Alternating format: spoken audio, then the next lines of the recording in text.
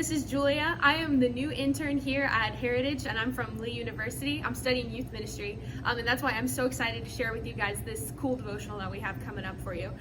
So it's week 3 out of our Big Picture series, and it's all about Joseph and how sometimes when you can't see the bigger picture, it's time to just go ahead and do the next right thing. So here's the video. I hope you guys enjoy it. Bye.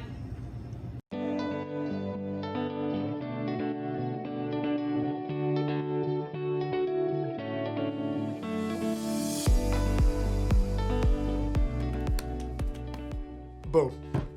Circus, hire me. What's up, guys?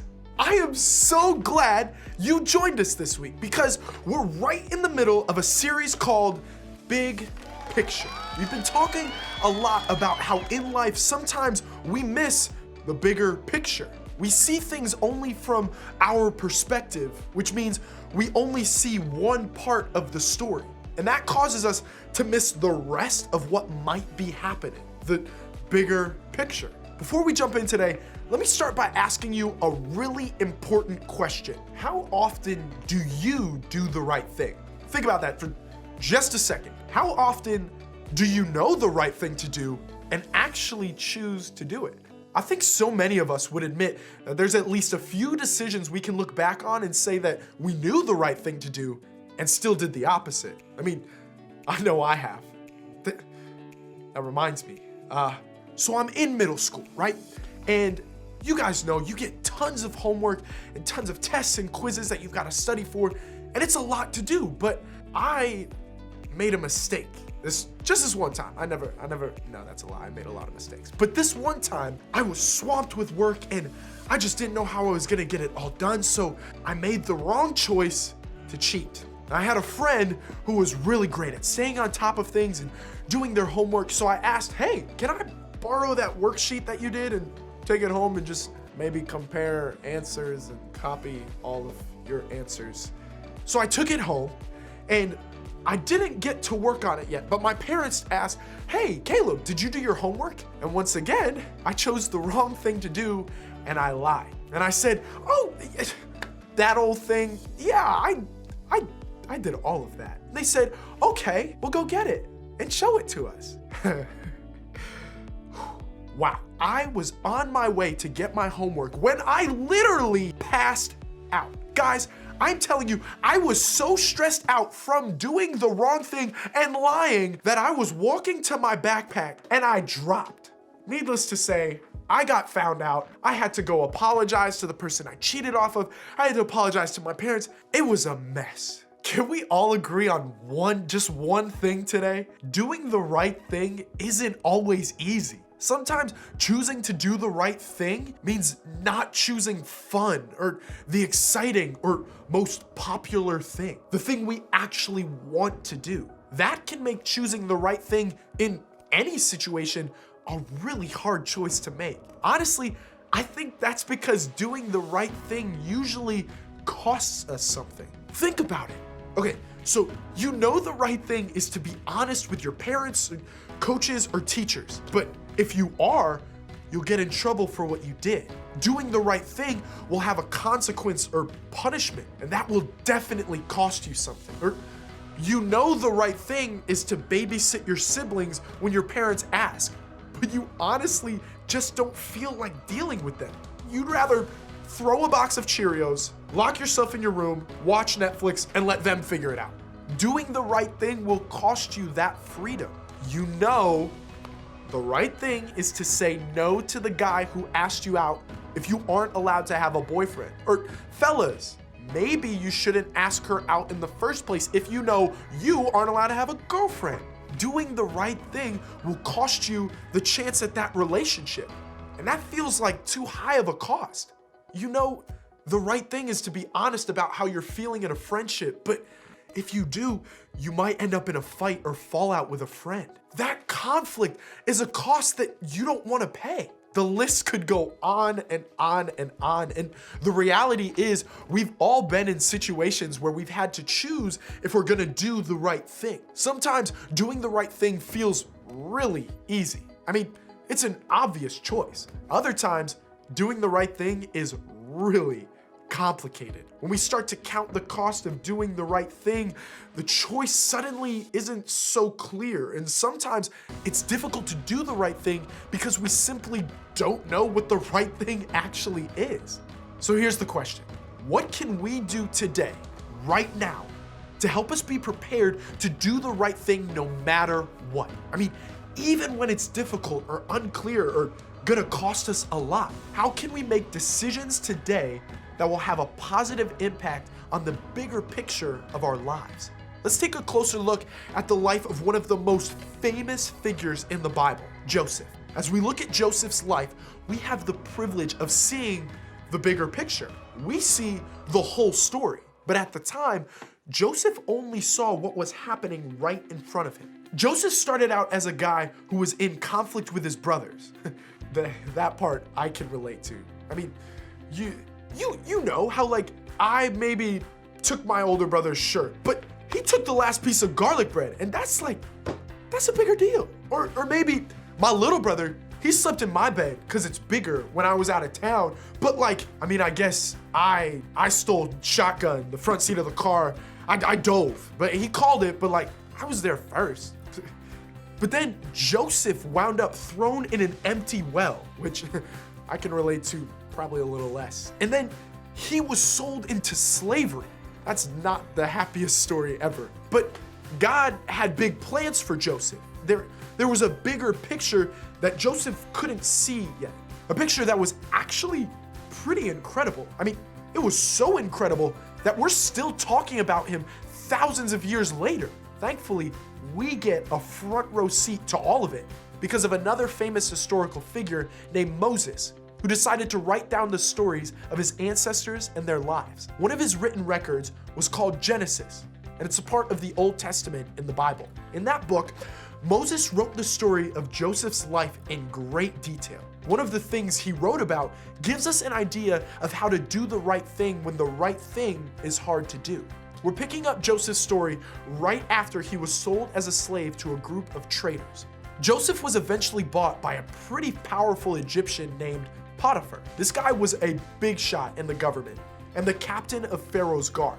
Now, after some time working for Potiphar, Joseph was put in charge of Potiphar's entire house and everything he owned. So even though Joseph was in a bad situation, things seemed to be turning around for him, right? Well, this is where the story starts to take a turn. Just look at what happened next. Now, Joseph was well built and handsome. And after a while, his master's wife took notice of Joseph and said, "Come to bed with me." Wait, what? Can we talk about how bad that was? Joseph, I mean, he's this good looking dude. You know, he's got the flow, he's got muscle. He was working hard for his boss, Potiphar, when suddenly, out of nowhere, Potiphar's wife took notice. And just like that, she invited him to do something that was just meant for her and her husband, not her and Joseph. See, Potiphar's wife was basically inviting Joseph to have an affair with her. And I think we all know that's a really tough situation. Now, let's talk about this like it happened now, just for a second. This is like your best friend's boyfriend or girlfriend texting you, or they DM you or Snapchat you, and they ask you to hang out on the side. I mean, sure, they might be really cute, but they're with your bestie, your dude, your dudette, your homie, your fella, your person, not you. So having them ask you to sneak around and hang out on the low isn't a great situation for you to be in, right? It's an invitation to do something you know isn't right. And the same was true with Joseph. There was a lot at stake here. He could have easily given in to the temptation Potiphar's wife presented him. He could have let the invitation go to his head. He could have considered what he could have gotten away with and decided, maybe I'll give it a shot. But all of that, all of those little choices that ultimately could have led to him having this affair with Potiphar's wife, well, they would have cost Joseph something. And Joseph, he was trying to do the right thing. So he decided to take a different route, but he refused. "With me in charge," he told her, "my master does not concern himself with anything in the house. Everything he owns, he has entrusted to my care.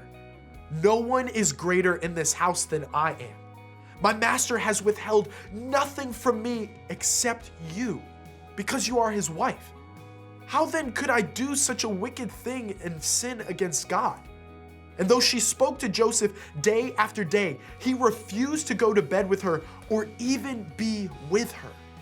Instead of giving in to Potiphar's wife, Joseph decided to do what was right. Not just one time, but over and over and over again. Every time Potiphar's wife came to Joseph with the same invitation, Joseph made the choice to do the right thing. I mean, that's awesome. You'd think that because Joseph made the choice to do the right thing, everything just worked out great. This right choice was so obvious and clear that you'd think it wouldn't cost Joseph much. You'd think it would all work out great. But believe it or not, doing the right thing eventually wound up costing Joseph his freedom. You see, sometime later, Potiphar's wife came to Joseph again with her inappropriate invitation. Only this time, she actually grabbed his cloak. Joseph tried so hard to do the right thing. My man shimmied out of his cloak and he took off running. He just left his cloak behind in her hands. Now, because Potiphar's wife obviously did some sketchy things, she told everyone that Joseph pursued her. She said that when she screamed for help, Joseph ran and left his cloak behind. I mean, of course, Potiphar wasn't happy when he heard this story, so he threw Joseph in prison. This definitely is not the happy ending you'd expect for someone who chose to do the right thing. Because sometimes doing the right thing will get you applause and approval, and sometimes it won't. Sometimes doing the right thing will come at a cost that seems completely unfair. And that's exactly what happened here with Joseph. But Joseph did the right thing because he had integrity. And doing the right thing, regardless of the cost, is the definition of integrity. Joseph, he couldn't see the bigger picture. He didn't know that choosing the right thing would get him thrown into prison. And even when he was in prison, Joseph didn't know that God was still working, still creating an incredible big picture for his life. But Joseph, he didn't need to know because he was operating with integrity. Joseph knew that choosing the right thing was the best decision, no matter what happened next. Guys, that's what I want you to know too. Here's what I think we can remember from Joseph's story. When you can't see the bigger picture, do the next right thing. In the moments Joseph was faced with a choice, he didn't know the bigger picture. He couldn't see it yet, but he still chose to do the next right thing. He still chose to hold on to his integrity. So how can we do the same? When we're struggling to do the next right thing or make the next right choice, what can we do to help us hold on to our integrity? Well, first, you can see your situation. What situation are you in where you need to do the next right thing? Maybe it's in a relationship that's starting to push your boundaries.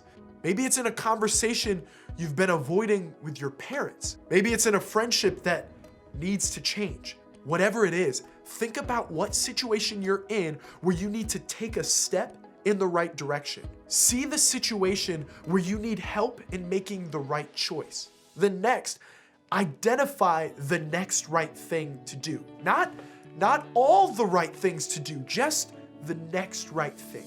Do you need to confess something to a parent? Do you need to ask a friend for help with something? Do you maybe need to apologize to someone in your life? Do you need to skip or miss out on a party that you've been invited to? Do you need to stop looking at someone else's homework? Do you need to have a tough conversation with a boyfriend or girlfriend? In your situation, what is the next right thing? Guys, here's the deal. It's easy to sit here and think about the next right thing to do. It's even easier to totally forget about it when you leave. So there's one final thing I want you to do. Tell somebody the next right thing you're trying to do. Talk to your small group leader. Talk to your friend or someone at home about the step that you're just trying to take. Invite them to ask you this week if you actually did it. Let them help you take a step toward the right thing right now.